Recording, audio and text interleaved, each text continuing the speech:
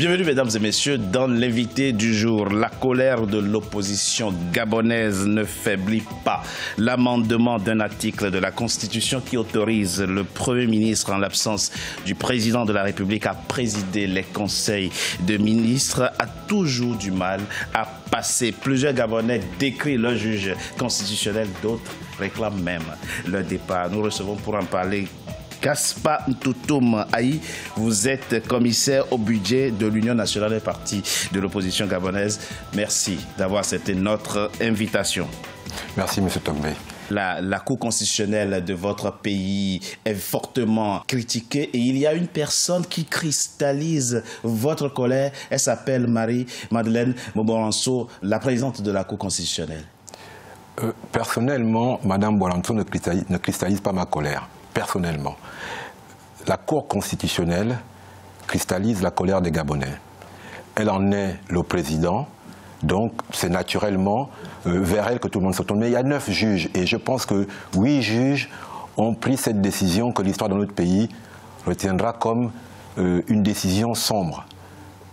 Pourquoi parlez-vous de décision sombre? Mais les choses sont simples et élémentaires. La Cour constitutionnelle du Gabon s'est autorisée à modifier la Constitution. Oui. Dans tous les pays du monde, la Constitution, c'est quand même l'élément central du vivre ensemble. Notre pays a prévu que cette Constitution ne peut être modifiée que par référendum ou par le Parlement réuni en Congrès.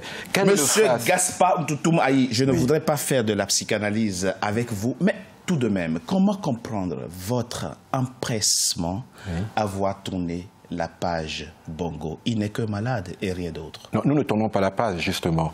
Notre préoccupation est la suivante. Depuis un mois, qui dirige le Gabon?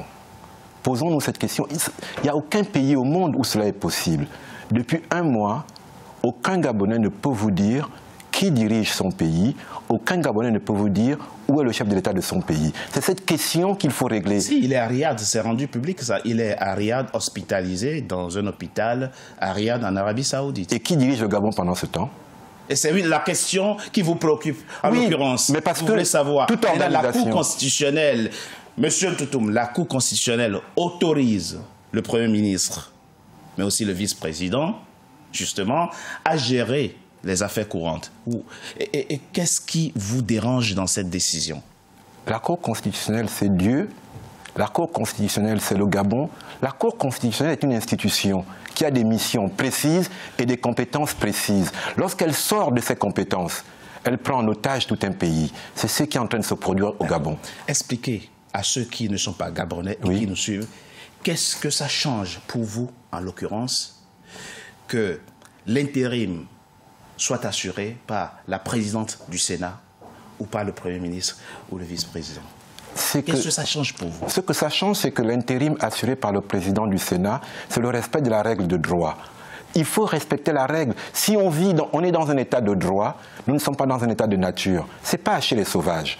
À partir de là, Mme Moboranso ne doit pas considérer la Constitution ou les institutions, je le disais, comme son cahier d'amitié où elle choisit de placer qui elle veut. La Constitution a prévu qu'en cas de vacances, pour quelque raison que ce soit, c'est la présidente du Sénat qui assure l'intérim. Mais vous ne répondez pas à la question. Si, fondamentalement, pour le Gabonais ordinaire que vous êtes, et il y en a des millions, ça change quoi que l'intérim, pendant que le président de la République est absent pour cause de maladie, soit assuré par le vice-président ou par la présidente du Sénat? Qu'est-ce que ça cache? Ça ne cache rien. Pour tout être civilisé, lorsqu'on sort de la règle de droit, on est en danger.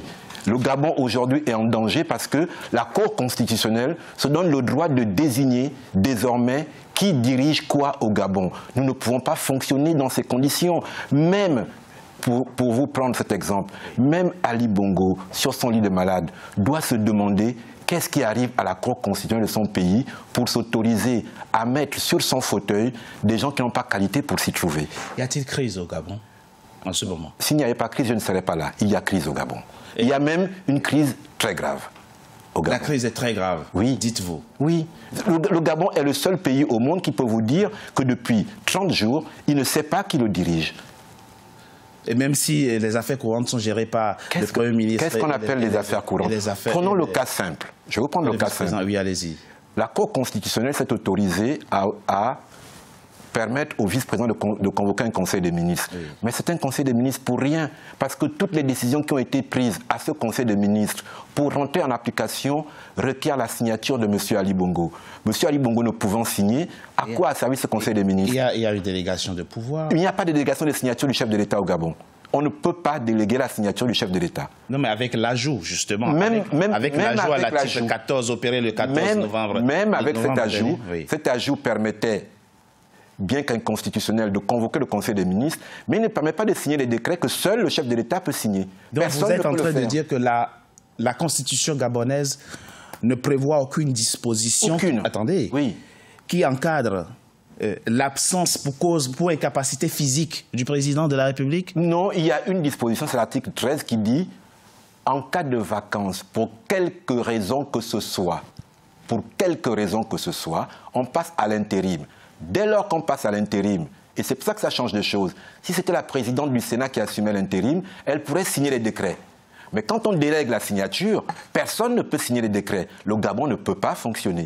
Merci. Merci. Gaspard Ntoto-Maï, je rappelle que vous êtes commissaire au budget de l'Union nationale, un parti d'opposition, ancien porte-parole de Jean Ping, l'opposant gabonais. Merci à vous. C'est moi qui vous remercie. Mesdames et messieurs, c'était l'invité du jour. Merci d'avoir été en notre compagnie. Restez fidèles au programme d'Africa 24. À très bientôt pour un nouveau numéro de l'invité du jour. Merci.